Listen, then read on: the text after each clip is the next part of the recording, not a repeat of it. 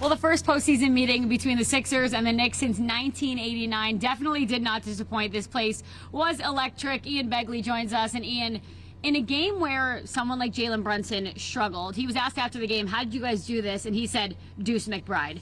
The bench had 42 points. How big was Deuce McBride along with Mitchell Robinson in getting this win for the Knicks? Oh, they were both phenomenal. I mean, the Knicks were sleepwalking, it seemed like, before McBride came in, started knocking down threes, started deflecting balls, started defending Tyrese Maxey. McBride was fantastic in his first career playoff game. And then you had Mitchell Robinson coming off the bench, playing Joel Embiid really well, bothering Embiid into missing shots. And let's not forget, Robinson was not well conditioned going into this week between the end of the regular season and the start of the playoffs. He worked hard in that week, and he looked like the Robinson of old in terms of blocking shots. He had a block where the ball was going out of bounds, and he was able to throw it off of Maxey to keep it with the Knicks.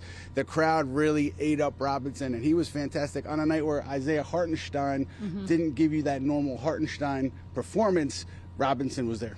Yeah, especially like we're used to seeing the starting five be the stars in this, so the bench really pulled them through in that. Joel Embiid got off to a hot start. The Knicks were quickly down 10 points early. Embiid went down, ended up coming back, didn't miss too much time. What did you see the Knicks adjust in order to slow him down in the second half?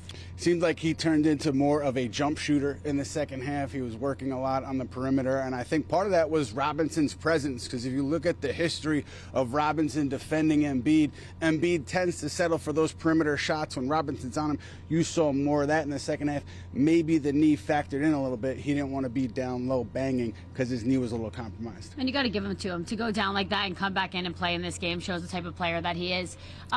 Going into the second game, Knicks obviously set the momentum going forward in this series, getting a big game one win. But what do you think they need to do and take from this game in order to put it toward the second game? You know, Jalen Brunson was talking after the game about Philadelphia, and they did a fantastic job throwing different defenders at him, throwing different looks at him, just getting him off of rhythm. And he said, I have to go back to the drawing board, I have to look at tape and try to make adjustments. So that's what the postseason's about, adjusting from one game to the next. I think Brunson will be better in game two, but you have to give his teammates credit for getting him out of a hole in game one and the Knicks walking off the floor with a big win.